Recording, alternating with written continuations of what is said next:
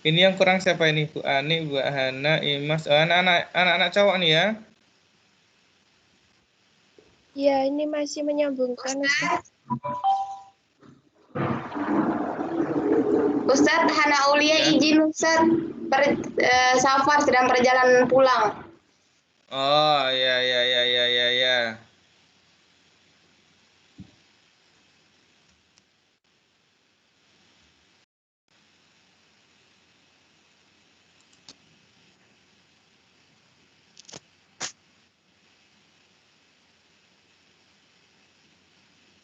Oke, pas ini sudah. Berarti 8 orang mestinya yang masuk ya. Oke, di Mas Adam juga masuk sudah, Mas Rizal. Ustaz. Nah, saya ngasih sedikit pengantar aja Pak Tani ya. Monggo. Assalamualaikum warahmatullahi wabarakatuh. Waalaikumsalam. Waalaikumsalam warahmatullahi wabarakatuh. Alhamdulillah wassalatu wassalamu ala Rasulillah la haula wala quwata illa billah. Ikhwan sekalian dirahmati Allah, alhamdulillahirabbil alamin. Hari ini kita masih diberi kesempatan oleh Allah Subhanahu wa taala melanjutkan usia kita. Semoga dengan diberkahi Allah di bulan Ramadan kali ini kita benar-benar jadi insan yang bertakwa, kita ngisi Ramadan dengan kegiatan-kegiatan ibadah yang semoga Allah juga melipat gandakan pahalanya bagi kita dan memberkahi kita dengan ilmu yang bermanfaat. Nah, Amin, amin ya Allah. Ikhwan sekalian dirahmati Allah, seperti yang sudah pernah saya sampaikan, mestinya waktu itu kan ada sebelum UTS itu ada perkuliahan tentang statistik. Nah, cuma akhirnya kita rubah setelah UTS saja selesai. Jadi insya Allah 3 pertemuan ke depan nanti akan diampu oleh Ustadz Ahmad Fotoni berkaitan dengan statistik pada penelitian. Ini tingkatnya masih tingkat dasar kok, jadi santai. Cuma mohon perlu diperhatikan, terutama bagi yang menginginkan atau penelitiannya nanti menggunakan metode kuantitatif gitu. Nah, baik. Saya kira sudah pada kenal semua dengan Ustadz Ahmad Fotoni. Waktu dan tempat kami persilakan Ustadz Fotoni. Terima kasih. Assalamualaikum warahmatullahi wabarakatuh. Waalaikumsalam warahmatullahi wabarakatuh. Alhamdulillah, salatu wassalamu ala Rasulillah wa ala alihi wa sahbihi wa mawala. La haula wa la quwata illa billahil aliyyil azim. Kan semuanya dirahmati Allah Subhanahu wa taala. Alhamdulillah kita bisa bertemu kembali setelah terakhir kali kita ketemu kalau nggak salah itu di mata kuliah bahasa Arab. Setelah kita belajar bahasa Arab dulu, akhirnya kita ketemu dalam keilmuan lain yaitu tentang angka-angka. Nah, kalau kita dengan bahasa sekarang angka-angka.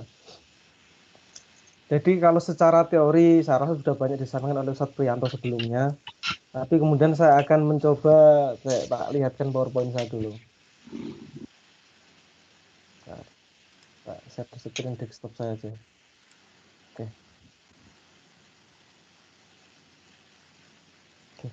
Judulnya adalah cara praktis berkuantitatif.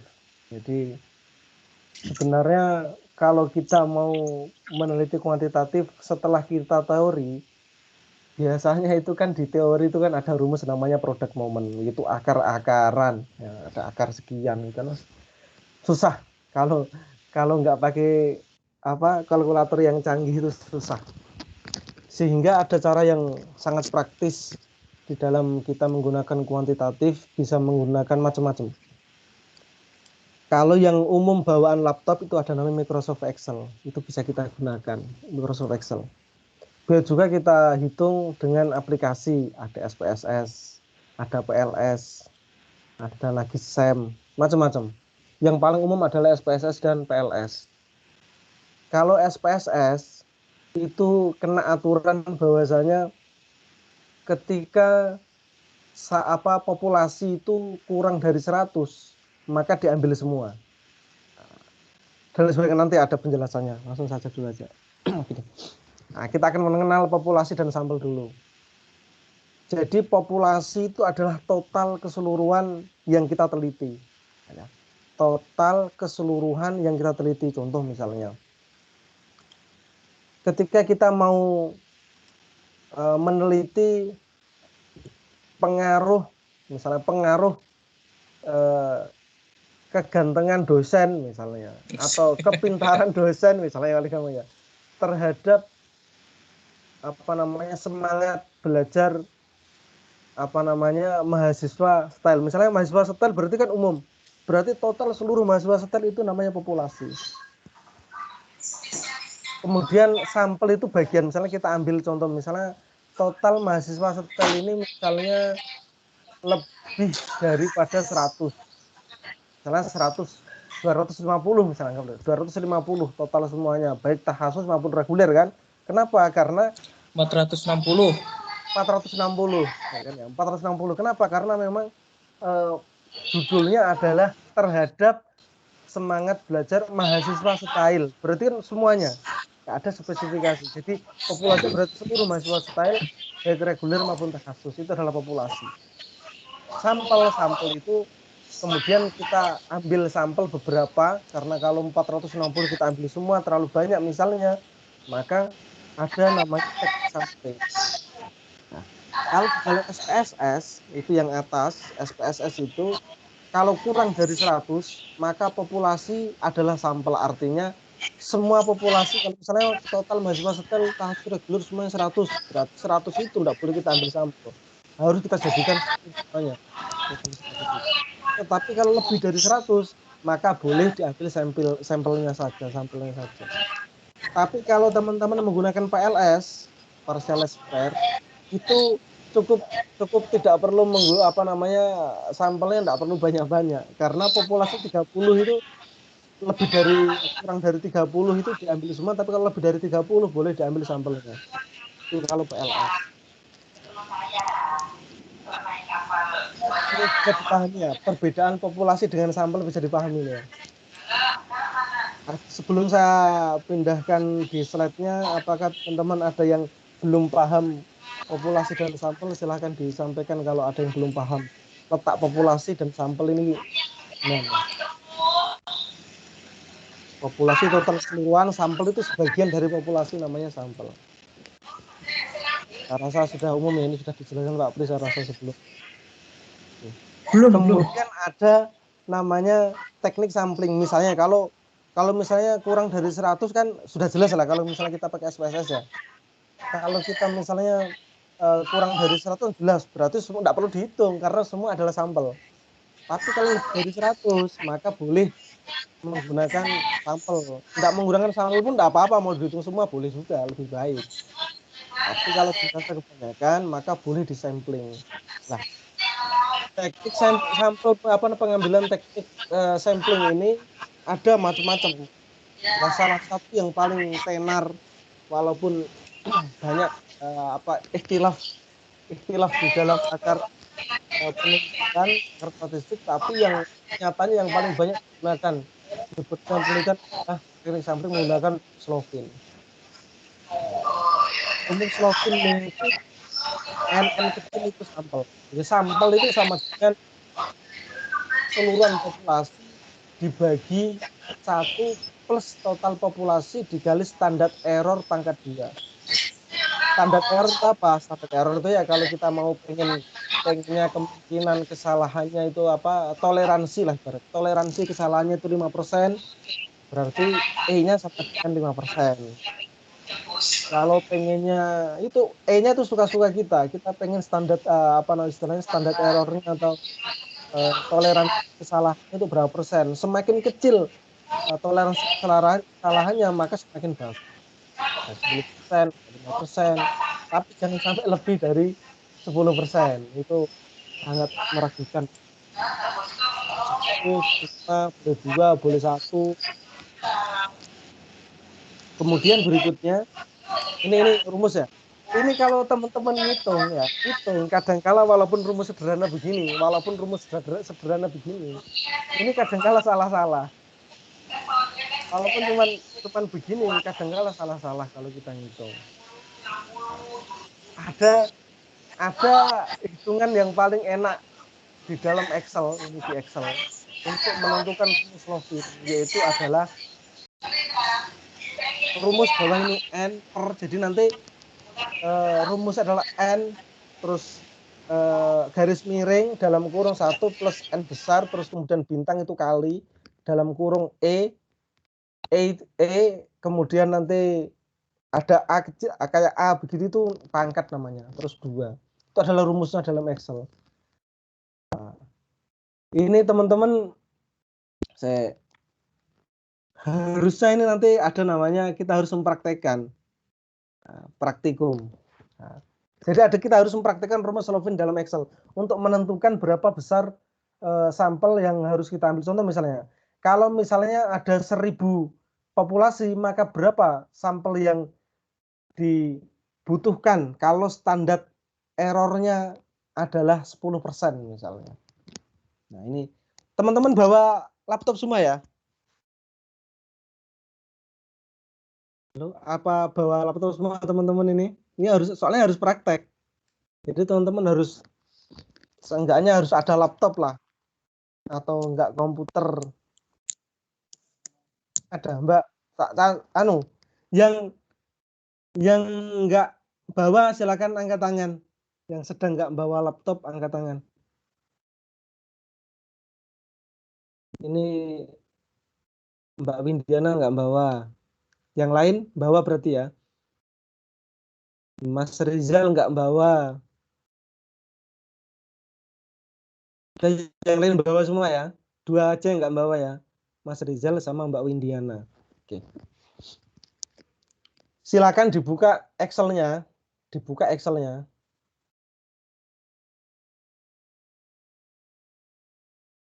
Dibuka Excel-nya. Silakan Excel-nya dibuka. Sudah dibuka. Saya tunggu 5 detik untuk membuka Excel. Silakan teman-teman dibuka Excel-nya. Microsoft Excel-nya.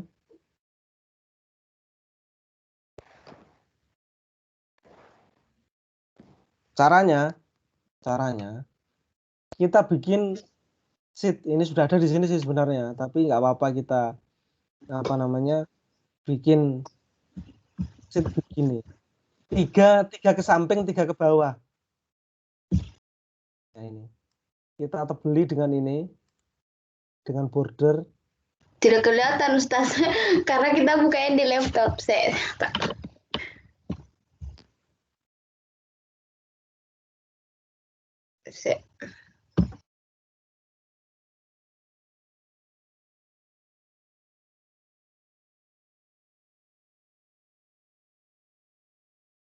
Jadi nanti sambil lihat gini, lihat di lihat di ininya, setelah gini nanti langsung lihat di Excel-nya lagi begini. Karena nanti setelah ini nanti saya minta satu-satu yang bawa laptop membuka Excel-nya, kemudian saya lihat. Kalau salah langsung saya benarkan, langsung melihat screen-nya teman-teman nanti. Ini kan screen saya, masih screen saya yang kelihatan. Sudah bikin gini semua. Ini aja ini. Nah, yang saya ini. Jadi silakan di border tabel ke samping 3, ke bawah 3. Kemudian yang paling atas pojok kiri kita tulis populasi. Yang tengah kita tulis E. E ini taraf kesalahan lah, taraf istilahnya toleransi kesalahan, error. Kemudian yang terakhir adalah sampel. Kemudian kita akan mempraktekkan rumus ini. Akan copy rumus ini yang di slide ini, yang sablok ini silakan di copy. Kemudian kita taruh di sini dulu untuk sebagai contoh. Nggak ada yang nggak bisa.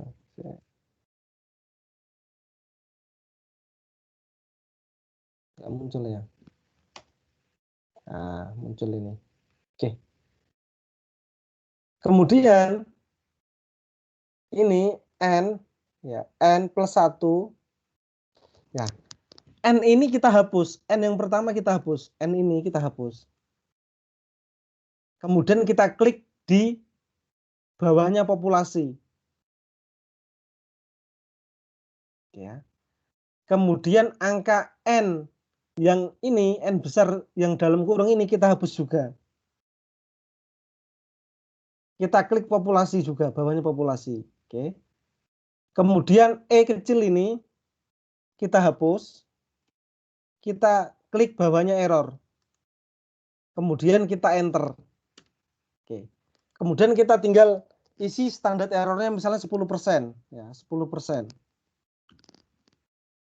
Kemudian populasi kita klik misalnya 1000 ya. 123, 123. Ini 1000.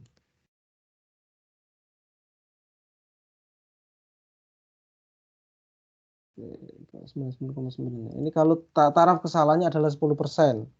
Kalau 5%, maka 300 sekian. Oke, tak ceknya dulu. N sudah, G2 ini N, G2N, H2 ini error, standar errornya. Oke. Nah, ini yang benar ini. 400 countingnya. Oke. Kalau 10% tadi, maka jadi 100. Kalau 999 misalnya. Ini 999 maka 91. Jadi ini adalah apa namanya? Cara kita menghitung rumus Slovin. Ya. Ini populasi. Kalau populasi kita misalnya mahasiswa sekitar ada berapa tadi? 460. Kalau standar error kita adalah 5%, maka cukup kita ambil 214 mahasiswa saja, tidak perlu 460, tapi cukup 214 mahasiswa yang kita ambil. Tinggal nanti kita tentukan 214 mahasiswa itu kita ambil berdasarkan apa? Apakah tiap-tiap semester, apakah hanya tiap-tiap program, itu tergantung kita. Nah, yang jelas total sampelnya yang kita ambil dari mahasiswa setel adalah 214 saja dari total 460 misalnya. Nah, ini adalah cara menghitung rumus Slovin. Oke. Sekarang coba ini sudah belum? Sudah ngikuti ini belum, teman-teman? Sudah bisa di Excel-nya belum? Belum, Ustadz. Belum. Nah, ini. Bisa. Pas itu. Ini rumus ini bisa di save nanti sewaktu-waktu teman-teman mau apa namanya menghitung rumus Slovin, maka tinggal masukkan ini saja. Ini cara menentukan sampel dengan rumus Slovin.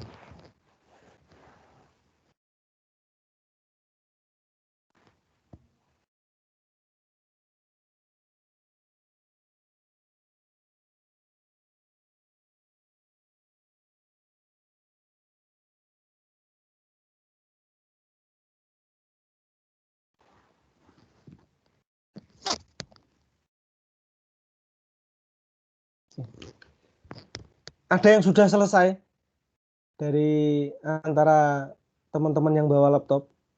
Yang sudah selesai bisa angkat tangan. Belum mulai. Belum. Ustadz, belum. Ustadz, karena Ustadz di luar, Ustadz. cara penulisannya bagaimana, Ustadz? Gini kalau gitu, satu-satu aja deh. Gini, yang sudah bawa laptop, ini Mbak siapa? Saya, Ustadz. Risna, oke. Risna, sekarang kamu yang share screen, tak bimbing dari sini. Nanti yang lain apa namanya melihat, kemudian gantian satu-satu sampai bisa, gitu aja. Nah, satu slide bisa, satu slide bisa, gitu aja. Kan enggak banyak juga teman-teman kan, bisa lah praktek satu-satu. Silakan bisa tahu cara share screen ini loh.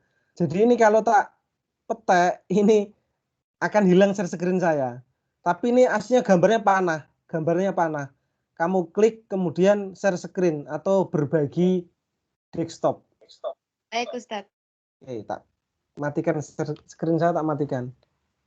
Coba Mbak Risna munculkan desktopnya di Teams.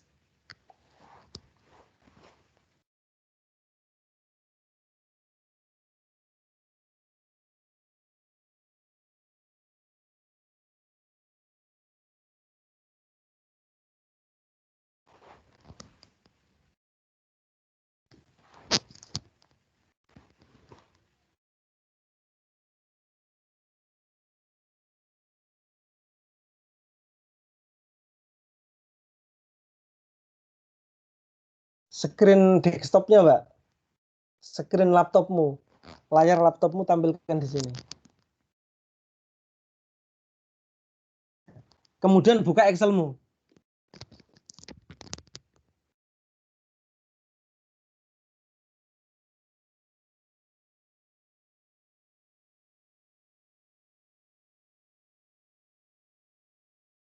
Excel, Microsoft Excel. Silakan dibuka Microsoft Excel-nya.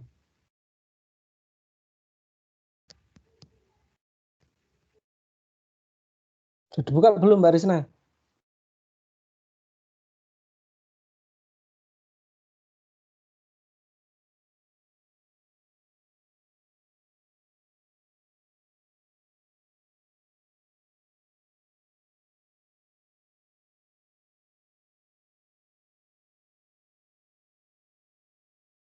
Mikrofonmu nyalakan, Mbak Risna.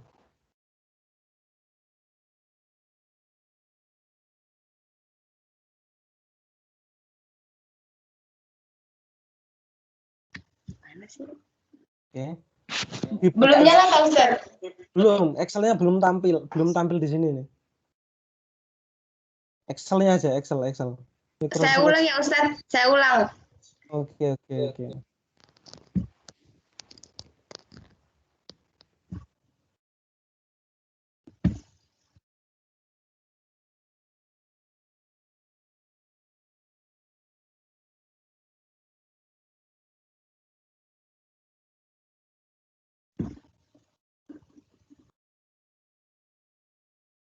Begitu Ustaz? Oke. Sekarang kamu tebali garis-garisnya itu dengan border tadi 3 ke samping, 3 ke bawah. Gini? Blok dulu, blok. Nah, Oh, di ya itu bener kayak gitu. Di blok 3 tapi 3 ke samping, 3 ke bawah. belum.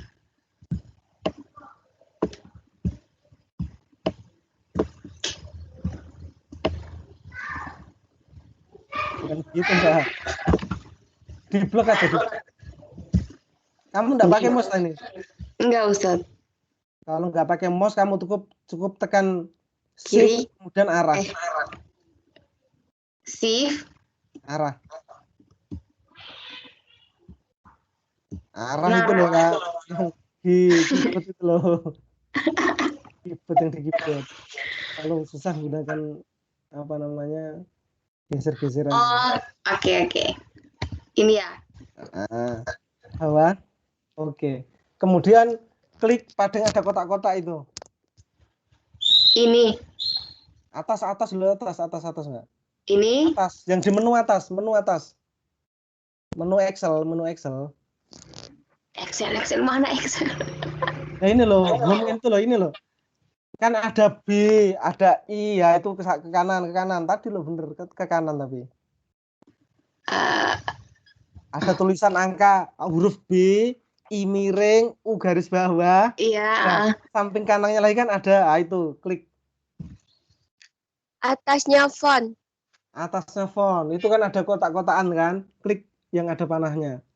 Oh ini. Bukan itu, yang kotak-kotak Mbak, itu kan U, yang kotak-kotak kanannya.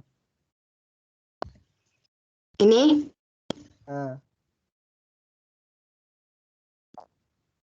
Nah, itu klik. All border, pilih all border. All border. Dia sudah. Oh. ALL BORDERS all borders. Langsung diklik, pilih all borders. Nah, udah ya Ustaz? Sudah. Kemudian ketikkan pada pojok atas yang awal, bukan itu yang di anu sudah di apa namanya tulisanmu itu, yang di Excelmu itu, yang kamu buat tadi. Bawahnya huruf B itu loh. B yang di Huruf Excel yang di atas. B. Itu.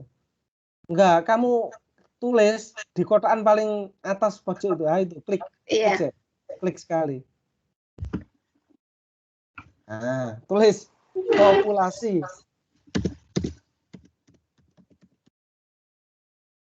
Oke, geser ke sampingnya. Error. Sampingnya sampel.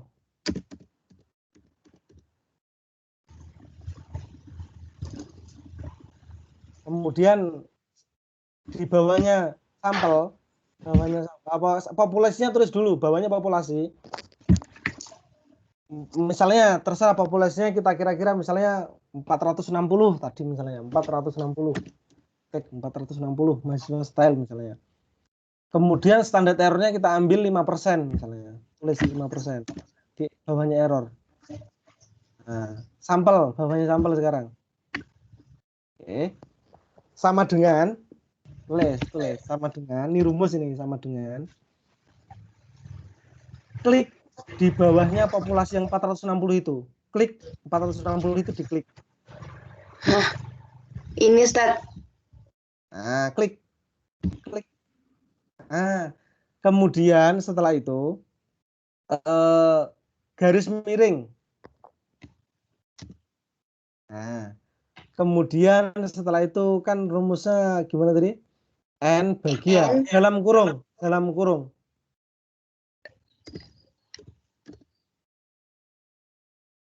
Nah, 1, angka 1. Tambah ya Ustaz. Nah, tambah. Gimana tahu? Ini dia. Klik angka 460 lagi. Klik di posisi angka 460 lagi. Oke. Kemudian setelah itu kasih bintang atasnya. Itu kali maksudnya, bintang. Tekan shift angka 8 itu bintang. Oh.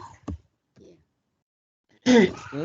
Kemudian setelah itu saya lihat rumusnya dulu. Dalam kurung lagi. Ini tutup kurung Mbak namanya itu. Oh ya, lupa Mas. Dalam kurung. Klik angka 5%. Oke, tutup kurung. Ya, tutup kurung. Setelah itu bikin ini mana menunya ya? Saya tak lihatkan menunya di sini. Di laptop itu menunya shift angka 6. Tekan shift terus angka 6. Nah, 2. Ini pangkat 2 namanya itu. Ya, pangkat 2. Kemudian setelah itu tutup kurung. Udah, enter. Klik enter. Nah, berarti harusnya ini total sampel nanti dibulatkan jadi 214. Jadi sampelmu kalau 406 populasi 460 taraf kesalahannya pengen cuma 5%, maka kamu harus ambil sampel sebanyak 214. Caranya gitu. Itu cara ngitung sampel dengan rumus Slovin. Nah, dengan Excel ini lebih mudah. Bagus sekali. Ya? Mengerti Ustaz? Bisa ya? Yang jelas sudah berhasil, tinggal nanti diulang-ulang terus lagi. Bikin lagi, kalau contoh sekian berapa, diulang-ulang lagi sendiri, nanti akan bisa cara menentukan sampel dengan rumus Slovin. Jadi saya tutup ini Ustaz. Oke, tutup dulu Mbak. Gantian. Oke. Lain lagi, oke. Sudah bisa ya, intinya tinggal praktek sendiri. Apa enggak nih?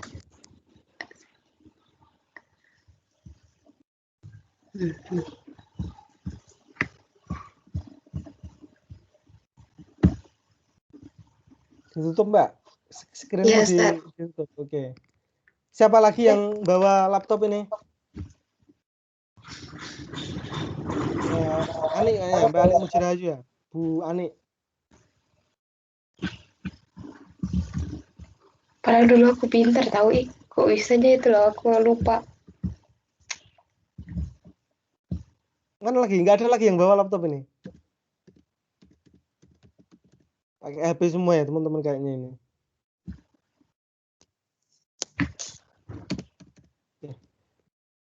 Kalau nggak ada yang bawa laptop lagi selain Mbak Risna, saya rasa cukup untuk yang populasi, penentuan sampel di populasi. Nah, nanti tinggal praktek sendiri-sendiri di laptopnya masing-masing. Kalau nggak punya laptop, teman-teman bisa buka HP, itu ada menu Microsoft Office, cari yang Excel. HP itu ada, di HP itu ada bawaannya sebenarnya. Di HP itu ada bawaannya. Nanti praktekkan di sana. Kalau sudah bisa cara ngitung sampel, nanti teman-teman akan saya minta untuk teman-teman sudah semester berapa ini? 6 ya? 6. 6 ya. Sudah bikin proposal? Sudah kemarin, Ustaz. Udah Ustaz. Nah, oke. Sekarang nanti kita akan bikin data data fiktif yang harus kita hitung. Data fiktif artinya bukan penelitian beneran tapi pura-puranya penelitian. Jadi anggaplah misalnya teman-teman akan saya kasih nanti catatan ini. Jadi kita cukup misalnya nanti ada beberapa yang harus kita, misalnya cuman kita ambil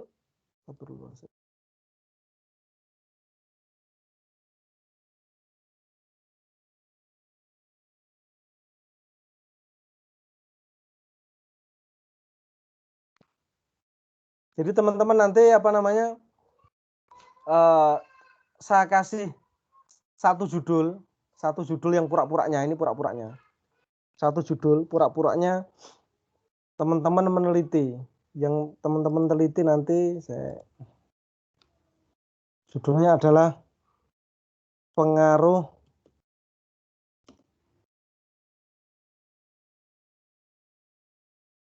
apa istilahnya?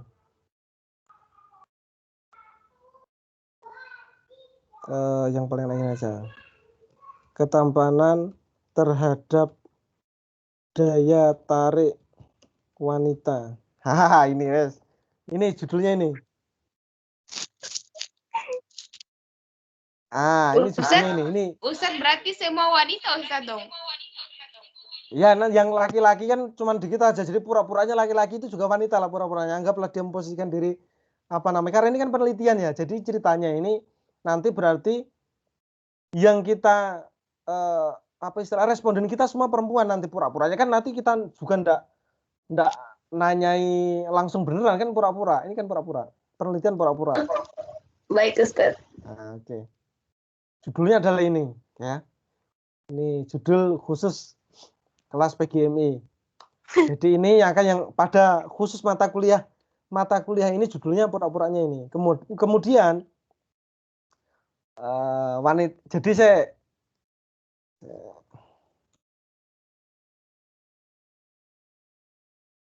penghuni kan biar nggak banyak nanti populasinya.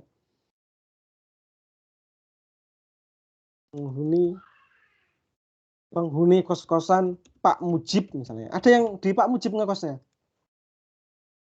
Nggak ada. Yudi. Ada, oke. Jadi ceritanya anggaplah begitu. Jadi biar nggak banyak populasinya wanita, tapi yang khusus ngekos di Pak Mujib misalnya. Anggap misalnya yang ngekos di sana pura-puranya ada 15 orang. 15 yang ngekos di Pak Mujib anggap 15 orang. Berarti populasi kita adalah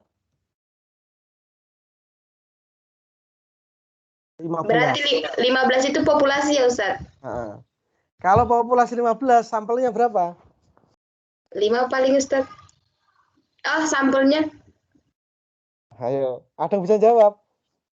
Ya anunya dulu Ustaz, error. Apa sih namanya? Kesalahan. Anggaplah 5%. Ayo. Anggaplah 5%. 5% Ustaz. Oke, Hmm. kita coba.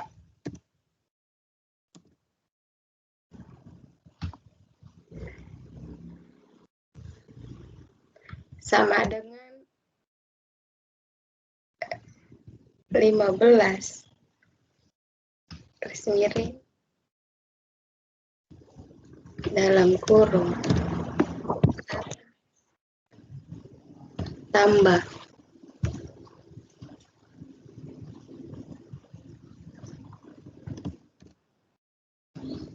3 ya? Apa? 3 orang.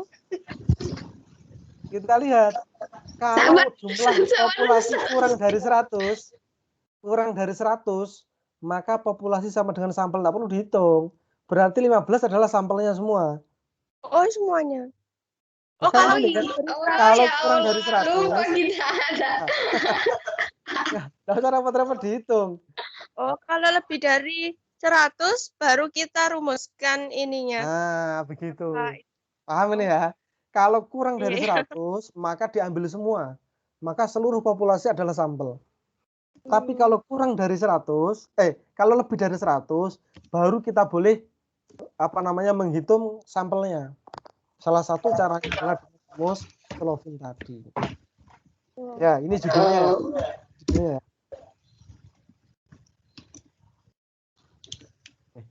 Kemudian, nih seandainya. Kemudian judul ini saya rubah menjadi Surabaya.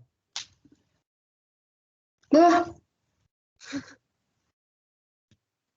Surabaya. Anggaplah misalnya total wanita yang ada di Surabaya. Ini misalnya aja. Ada 5.900 5.900. dengan taraf kesalahan 5%, maka berapa sampel yang harus diambil? 5.900. Teman-teman yang bawa HP bisa buka Excel-nya juga bisa. 1, 2, nolnya 1, 2, 3. 5.900. Oke.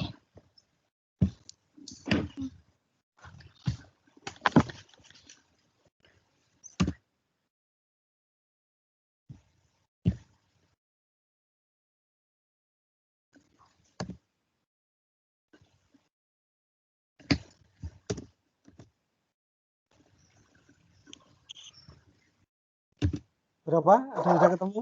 Belum Ustaz, masih perjalanan.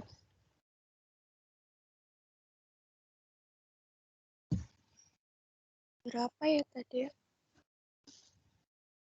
Jadi bagus itu nanti pertemuan berikutnya yang khusus statistik ini, teman-teman bagus kalau yang bawa HP, yang bawa laptop. 118. 118, coba kita lihat. Kita lihat ya. Ya. Sampelnya kita lihat misalnya. Misalnya berapa tadi? Loh kok saya error? 5.900. 5.900. Oh, saya tidak kasih bintang, guys. Makanya tidak salah. Harusnya 374,6, anggaplah 375. Oh. Ingat ada bintangnya loh ya. Ya, aku nggak ada bintang, Ustaz. Jadi saya ulang. Oke. Jadi itu adalah cara kita mengambil sampel. Kayak ini anggap ini sudah clear ya. Nanti tinggal pekan depan langsung praktek, teman-teman ya harus bawa laptop lah.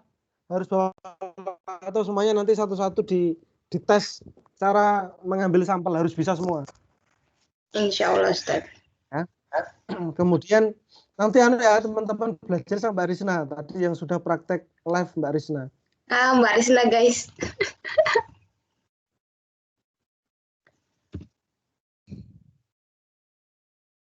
Kopi. Oke, kemudian berikutnya kita mana selesai tadi. Setelah kita sudah praktek, yang sudah tadi ya dipraktekkan salah yaitu adalah Mbak Risna. Tadi sudah berhasil cara mempraktekkan rumus Slovin dengan Excel. Ya, dengan Excel. Kemudian berikutnya yaitu adalah buat kuesioner. Nah, penelitian ini tidak mungkin bisa dihitung kalau nggak ada datanya kan begitu. Data itu dari mana? Data itu dari angket dan kuesioner. Dalam penelitian kuantitatif, orang dapat data itu bisa macam-macam. Bisa dari angket atau kuesioner, bisa dari observasi, bisa dari wawancara, bisa dari dokumentasi. Tetapi data utama dalam kuantitatif adalah angket atau kuesioner. Bahkan tanpa observasi, wawancara, dan dokumentasi masih bisa dihitung. Tapi walaupun observasi, wawancara, dokumentasi, tapi tidak ada kuesionernya, ini dari mana kita akan menghitung data itu? Sehingga data mutlak yang harus ada adalah data dari angket atau kuesioner yang akan diangkakan. Sudah diajari cara buat angket sama Pak Pri? Belum. Kelihatannya Ustaz. kemarin belum ada deh. Oke. Sekarang begini. Coba kita cara bikin angket jadi gini. Angket itu adalah data utama. Berarti yang paling penting adalah angket di sini di kuantitatif. Nah, cara membuat daftar angket, daftar pertanyaan atau pernyataan di dalam angket itu harus berdasarkan indikator variabel. Nah, kita lihat sekarang yang di contoh tadi. Kita hapus yang bawah ya, yang sedikit aja yang wanita penghuni kos-kosannya Pak Mujib itu aja. Biar enak kita mencontohkannya. Oke. Ini berarti variabelnya ada berapa variabel di sini? 15. Variabel kok, itu kan populasi variabel. Variabel itu objek yang diteliti ada berapa? Oh, 1, Bukan ya, ada berapa variabel yang diteliti di sini? 2. 2. Apa aja itu? Daya tarik sama wanitanya. Ketampanan sama daya tarik ya Ustaz. Penghuni. Jadi yang variabel pertama namanya X, variabel X. X-nya ini jualnya 1 terhadap 1 ya. X1 terhadap Y1. X terhadap Y. Variabel satunya adalah ini. Ya. Variabel Y-nya yang dipengaruhi, yang dependennya. Jadi X itu independen. Besar sekali.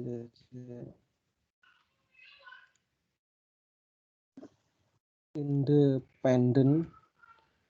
Z itu adalah dependen. Nah, bahasa lainnya. Jadi variabel independen itu X, variabel dependen itu Y. X itu yang mempengaruhi, Y yang dipengaruhi. Daya tarik wanita Penghuni kosan Pak Mujib. Oke. Nah, ini kita punya 2 variabel. Nah, untuk kita buat angket, kita harus tahu indikator masing-masing variabel. Indikator itu apa? Misalnya gini, orang dikatakan tampan, itu kalau apa? Orang dikatakan daya tarik wanita itu apa indikasinya? Nah, gitu. Coba kita klasifikasikan ya. Oke, yang pertama ini. Nah, di orang dikatakan variabel X ini mempunyai variabel X ini kalau apa? Misalnya Putih. Iya. Oke. Apalagi nih? Pinter ya. Apa cerdas berarti ya? Cerdas. Apalagi?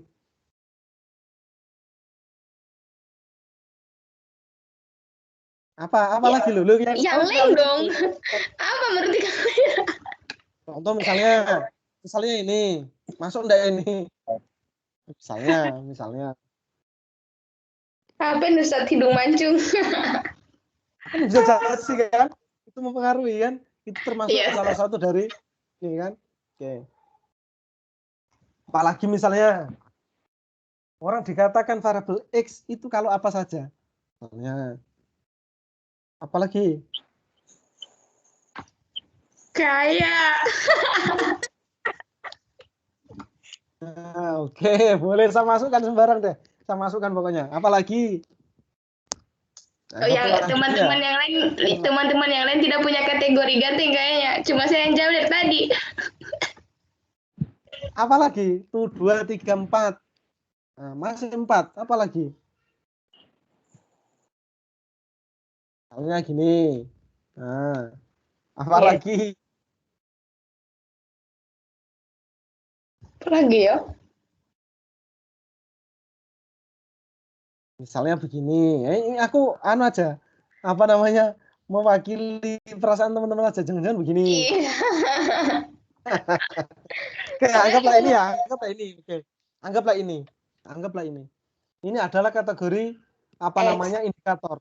Anggaplah ini adalah indikator 1, indikator 2, 3, 4, 5, 6. Ada 6 indikator. Ada 6 indikator. Kemudian berikutnya ada variabel ini sekarang. Oke.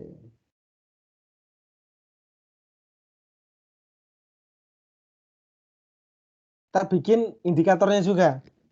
Daya tarik wanita itu apa namanya? Dia tertarik itu karena apa? Mapannya, tingginya, cerdasnya. Iya. Apa matanya? Mapan, Apaan? Oke, cerdas, cerdas, tinggi, tinggi, apalagi? apa? Yang 6 itu apa, Ustaz? Ya, six pack. Oh, sih. Ini lah, ini dimasukkan maksudmu tak?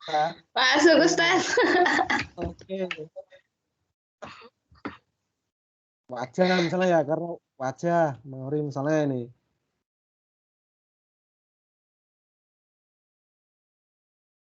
Tuh 2, 3, 4, 5. Ada lagi? Sudah ini aja. Iya, Ustaz, itu aja. Oke. 1, 2, 3, 4, 5. Oke.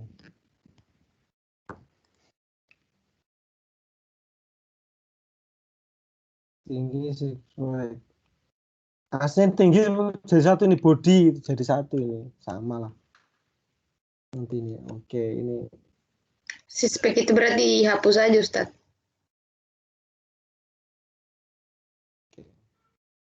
Anggaplah ini adalah kriteria atau indikasi. Kemudian teman-teman kalau bikin angket itu jangan jauh-jauh dari ini. Ini adalah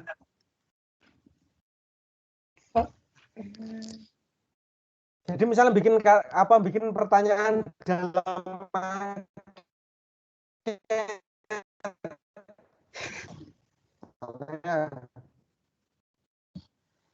apa namanya di sini misalnya berarti variabelnya contoh misalnya orang yang berkulit pria spesifik ya yang berkulit putih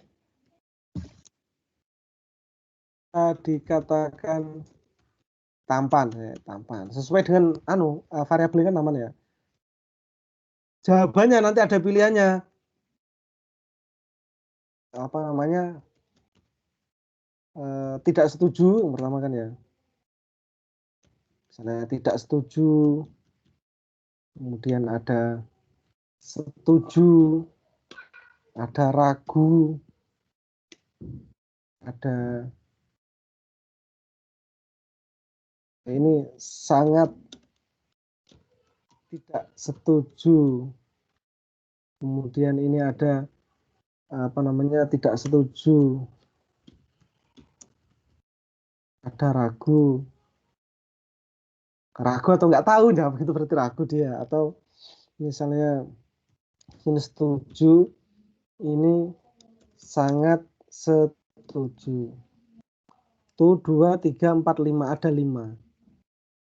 Nah ini jawaban ini dari mana? Kok kita ambil jawaban ini? Ini dari mana? Ada rumusnya, ada disebut dengan skala Likert. Antara ini 1, 2, 3, 4, 5. Jadi yang jawab 5 berarti positif. Yang jawab 4, 5 sangat positif. Ini pokoknya yang semakin besar maka semakin positif jawab. Semakin kecil semakin negatif. Ini skala Likert. Jawabannya skala Likert. Jadi pengambilan sampelnya pakai rumus Sofien, kemudian buat angketnya. Jawaban angket pakai skala Likert. Ini teori dijelaskan Pak Pri, teori rasa praktik. Kemudian ini tadi ini ya, pertanyaan nomor 1 ini berarti P1. Pertanyaan nomor 1 pada indikator 1 ini kan. Cerdas misalnya, apalagi saya cerdas misalnya. Apakah pria yang cerdas itu tampan? Setuju, tidak setuju, ragu. Sama semua begitu. Jadi ada hubungannya nanti pertanyaan itu antara indikator dengan variabelnya. Jangan ditanyakan apakah orang kulit putih membuat wanita tertarik. Jangan, beda. Itu nanti untuk membuat pertanyaan di sini. Sama-sama mapan ini. Pertanyaan beda antara pertanyaan yang mapan yang mapan yang di variabel. Kalau di variabel X, mapannya adalah apakah pria yang mapan itu adalah tampan, bisa atau berupa jadi angket yang berkulit putih bisa dikatakan tampan. Setuju tidak setuju, ini namanya pernyataan, bukan pertanyaan. Nanti kalau yang pertanyaan nanti ya atau tidak itu nanti skalanya lain, bukan skala Likert namanya. Kalau skala Likert ini antara sangat setuju, tidak setuju, dan begini nih. Oke. Kita pakai skala Likert saja yang paling umum digunakan, pakai sebuah pernyataan, bukan pertanyaan. Pernyataan kemudian setuju tidak setuju antara begitu saja. Nanti misalnya yang dimapan di sini pria yang mapan adalah pria yang tampan. Pernyataannya begitu. Tapi kalau yang di Y ini, maka pernyataannya adalah pria mapan menjadi salah satu daya tarik bagi wanita. Setuju, tidak setuju, ini dan sebagainya. Jadi beda, pernyataannya beda. Sama-sama walaupun sama-sama indikatornya adalah mapan, tapi berbeda pernyataannya. Paham ini ya? Jadi pertanyaan atau pernyataan pada angket itu harus ada sinkron antara indikator dengan variabelnya. Ada di sini ada yang bingung, teman-teman? Oke, kalau tidak ada yang bingung, akan teman-teman bikin satu pekan lagi lah, nggak harus sekarang. Nanti pekan depan teman-teman bikin ini. Bikin indikator sudah ada, oke, sudah kita buat bareng-bareng tadi indikator. Bikin pertanyaan atau pernyataan lah, bikin pernyataan angketnya, bikin kuesioner. Bikin kuesioner tentang ini. Ya, nanti ini saya kirimkan berupa gambar nanti ini. Saya kirimkan sekarang ya.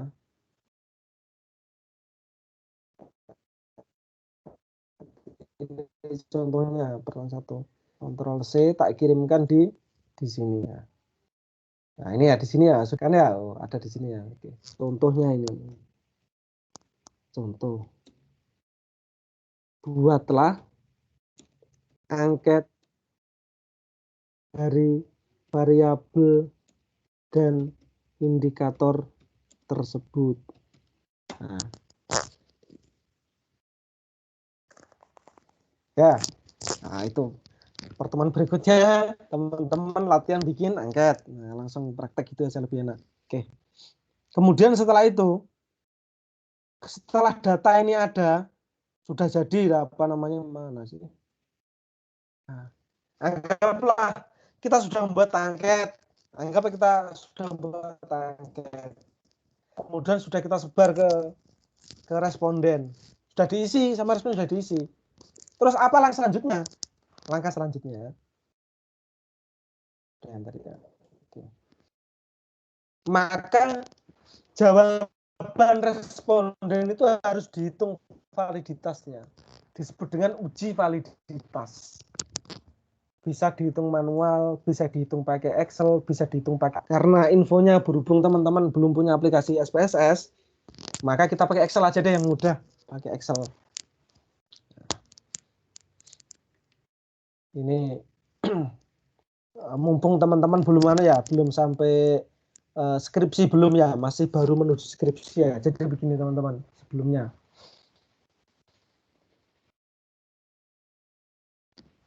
Sebenarnya penelitian itu yang paling enak garapnya dan paling enak ujiannya itu kuantitatif. Yang kita pelajari kuantitatif. Kenapa? Kalau kuantitatif itu kan data, jelas, dihitung. Pokoknya rumusnya bener, cara ngitungnya bener. Nah terus penguji, ini datanya ini rumusnya begini. Tapi kalau kualitatif, nanti teori ini, logika begini, bisa dibantah-bantah itu. Habis kamu kalau enggak banyak baca buku. Nah, jadi paling enak itu ini sebenarnya. Pakai kuantitatif, ini bocoran saja, bocoran. Tapi sayangnya banyak mahasiswa, terutama di style ini, lebih senang menggunakan kualitatif daripada kuantitatif hanya gara-gara takut ngitung. Jadi hanya gara-gara takut ngitung. Coba kita lihat di skripsi di di perpustakaan style itu kualitatif, semuanya sedikit yang menggunakan kuantitatif. Nah, itu yang pertama. Yang kedua, dan ternyata tidak semua dosen, nggak cuma di style, di luar juga sama, itu menguasai kuantitatif. Tidak semua dosen, terutama yang di ilmu-ilmu sosial, soalnya yang di eksakta ya, di ilmu ternyata tidak banyak menguasai kuantitatif. Padahal sudah ada aplikasi. Artinya kita sudah tinggal masuk-masukkan saja gitu loh. Sudah tidak perlu kita repot-repot ngitung kayak dulu. Ya itu cukup masuk-masukkan rumus jadi tidak ngitung ini akar ini pangkat sekian. Tidak perlu begitu-begitu. Oke, kembali ke slide ini. Validitas data. Data itu kemudian harus dihitung. Dihitung apa? Dihitung validitasnya. Validitas itu apa sih? Validitas itu ya apa istilahnya? Tingkat kekuatan valid pada tiap-tiap item pernyataan atau pertanyaan pada angket. Jangan-jangan pertanyaan atau pernyataan yang diangket itu nggak valid. Tahu dari mana? Tahu dari jawaban. Itu cara menghitung validitas dari jawaban responden tadi. Tujuannya apa ya tadi itu? Untuk mengetahui pertanyaan atau pernyataan angket kita itu sudah valid atau belum. Nah, bahasa teorinya begini, bahasa di buku itu untuk mengetahui kelayakan tiap pertanyaan atau pernyataan pada angket dalam mengidentifikasi suatu variabel. Nah, bahasa bukunya begitu. Tapi intinya itu angket kita itu valid enggak gitu aja intinya gitu. Jadi uji validitas ini untuk menguji angket kita itu valid atau tidak. Kalau enggak valid berarti harus atau buat angket yang baru gitu misalnya. Jadi nggak sembarangan bikin angket, nggak sembarangan, kalau nggak valid nggak bisa dihitung, nggak bisa lanjut. Nah, sehingga tapi ya gampang kok. Nanti rata-rata jarang lah nggak valid, itu jarang, kecuali memang betul-betul dia buatnya tuh ngawur, itu baru itu nggak valid. Tapi kalau selama itu benar-benar penelitian itu jarang, nggak valid itu jarang. Pokoknya tadi itu cara membuat angket adalah sesuaikan berdasarkan indikator pada masing-masing variabel. Tulis enak, pasti enak. Oke. Kemudian jika ada yang tidak valid, nanti kan itu valid tidaknya kan per pertanyaan, per pernyataan, per nomor pernyataan atau pertanyaan pada angket itu. Angketnya pertanyaan atau pernyataan pertama valid, kedua valid, ketiga nggak valid, berarti yang ketiga harus dihapus atau diganti pertanyaan lain. Gitu. Caranya ngitungnya bagaimana? Gitu. Bisa pakai Excel, bisa pakai SPSS, bisa pakai manual. Uji validitas sebaiknya dilakukan pada setiap pertanyaan, masing-masing pertanyaan itu diuji. Terus hasil R hitung itu dibandingkan dengan R tabel. R hitung itu apa? R tabel itu apa nanti? Yang dijelaskan. DF itu sama dengan N kurangi 2. Dari mana kok N kurangi 2? Nanti dijelaskan. Dengan tingkat signifikansi 5%. Kalau ternyata hasilnya nanti R tabel itu dia lebih kecil daripada R hitung, maka valid. Jadi R hitung harus lebih besar. Oke. Sekarang kita coba praktek uji validitas. Praktek pakai Excel aja. Pakai Excel. Sekarang pakai Excel aja dulu. Rumusnya ini kalau tak jelaskan di slide itu pasti bingung. Teman-teman nggak akan bingung kalau sudah saya jelaskan dengan Excel. Oke. Aku akan buka Excel ya. Oke, tak bukakan Excel. Ini. Nah. Contoh aja, misalnya ini. Ini indikator 1. Indikator 1 itu gini misalnya. Indikator 1 itu ini, misalnya ini ya. Kulit putih misalnya. Ini adalah indikator pertama. Indikator 1 itu nggak harus satu pertanyaan. Bisa sampai 5-6 pertanyaan boleh. Bisa 5-6 pertanyaan boleh. Kulit putih, apakah orang berkulit putih dikatakan tampan? Terus apalagi. Pokoknya satu item indikator itu misalnya cerdas ini, cerdas misalnya apakah pria yang yang nilai akademiknya bagus adalah pria tampan. Nanti pertanyaan kedua dari indikator yang sama cerdas misalnya apakah wisudawan misalnya bukan wisudawan, apakah misalnya cerdas itu kan macam-macam, misalnya orang yang hafid Quran kan bisa dikatakan cerdas juga ya.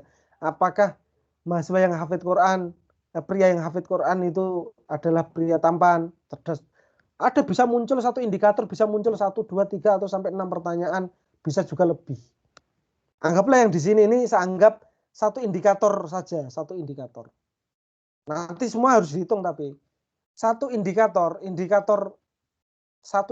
pada variabel X misalnya. Ada 6 pertanyaan, P ini pertanyaan. Pertanyaan pertama, kedua, ketiga, keempat, kelima, keenam. Oke. Satu pertanyaan sampai 6 pertanyaan. Ada 6 pertanyaan pada satu indikator. Ini tak angket itu kemudian dijawab oleh 15 responden. Anggaplah respondennya nggak usah banyak lah. 15 saja lah, 15 responden. Oke, 15 responden ini kemudian jawab. Kalau 5 tadi berarti kan sangat setuju. Kalau 4 berarti setuju. Kalau 3 ragu-ragu. Ini nggak ada yang nggarap jawab tidak setuju, nggak ada. Ini rata-rata yang ragu ada 1, 2, 3. Ada 3. Selebihnya adalah setuju dan sangat setuju. Ini. Terus ini adalah angka-angka 5, 4, 3 ini jawaban angket. Nah ini pura-puranya kita rekayasa jawabannya adalah setuju. Yang paling mentok paling sedikit adalah paling sekurang-kurangnya adalah ragu-ragu, tapi rata-rata jawabnya adalah sangat setuju. Oke. Kemudian setelah data ini ada, data yang ini, P pertanyaan 1 sampai 6 ini sudah ketemu, responden itu orang pertama, orang kedua, orang ketiga yang kita beri angket. Sampai 15 orang kita beri angket. Ini jawabannya adalah ini. Oke. Setelah itu total ini penjumlahan dari P1 pertanyaan 1 sampai pertanyaan ke-6. Orang pertama, orang A si A menjawab pertanyaan 1 sampai pertanyaan 6 totalnya ada 27 poin. Berdasarkan jawaban yang dijawab di angket itu. Ini adalah total P1 sampai P6. Ini bawah sama ini. Adalah total ini, total P1 sampai P6. 5 tambah 4 tambah 4 tambah 4 tambah 5 tambah 5 sama dengan 27. Dari sampai sini bisa dipahami? Bisa Ustadz. Saya oke.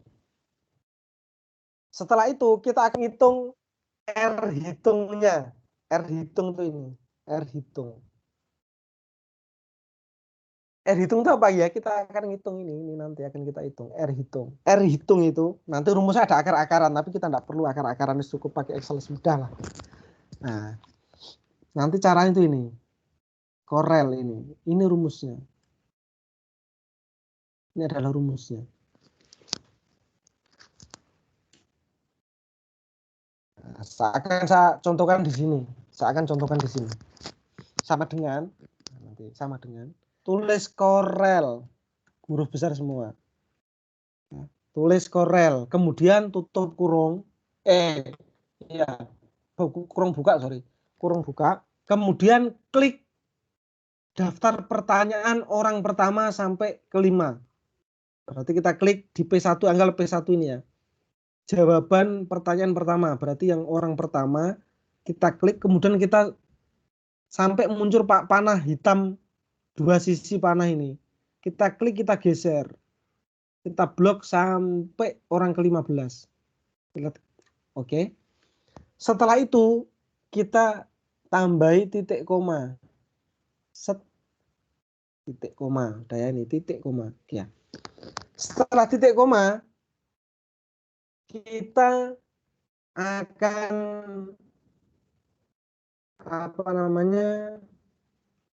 istilahnya blok angka total. Tadi kan pertanyaannya ini angka total. Mulai dari orang pertama sampai orang ke-15. Nah ini ya. Setelah itu kemudian setelah titik koma yang di H ini, yang setelah titik koma terus H ini ya, simbol dolar itu shift angka 4 itu dolar, angka dolar. Jadi huruf-huruf yang di setelah titik koma itu harus diapit oleh simbol dolar ya. Setelah itu baru tutup kurung. Setelah itu enter. Deh, sama kan? Nah.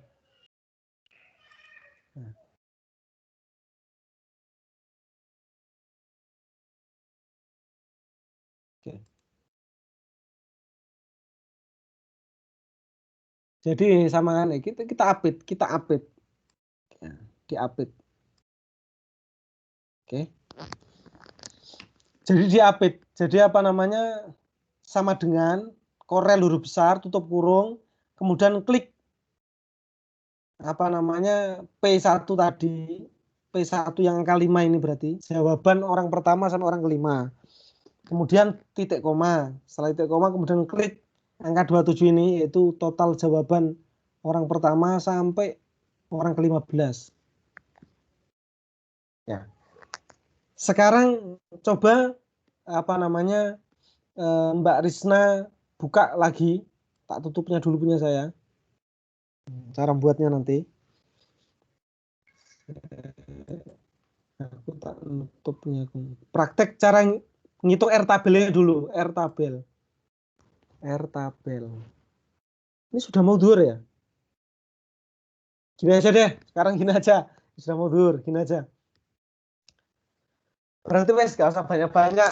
Nah, gini, teman-teman, ini tugasnya untuk bisa teknik sampling aja dulu deh. Nah, nanti yang validitas sama reliabilitas nanti pekan depan, teman-teman harus bawa laptop lah biar enak, biar nanti tak suruh praktek satu-satu. Nah, jadi ini teman-teman belajar ngitung rumus Lovin pakai Excel, sama buat pertanyaan angket, sama buat angket. Nah, dua itu. Bisa ngitung sampel sama buat angket. Bisa buat angket sama bisa ngitung rumus Lovin. Dah itu aja. Nanti biar nggak pusing. Udah dikit tapi langsung harus bisa. Kalau nggak bisa ulangi lagi, nggak bisa ulangi lagi sampai bisa. Nggak bisa lagi nemen rek masuk gak iso-iso. Ya, ini mudah, insya Allah mudah. Oke. Dari saya cukup sekian. Ada yang ditanyakan sebelum saya akhiri? Insya Allah tidak ada, Ustaz. Oke, terima kasih banyak atas partisipasinya. Mudah-mudahan bermanfaat. Kita akhiri dengan bacaan kafaratul majelis. Subhanakallahumma wa bihamdika astaghfiruka wa atubu ilaik. Kalau ada salah sikap, salah tindak, salah tanduk, salah kata, saya mohon maaf sebesar-besarnya. Syukron. Assalamualaikum warahmatullahi wabarakatuh. Waalaikumsalam warahmatullahi Waalaikumsalam warahmatullahi wabarakatuh. wabarakatuh.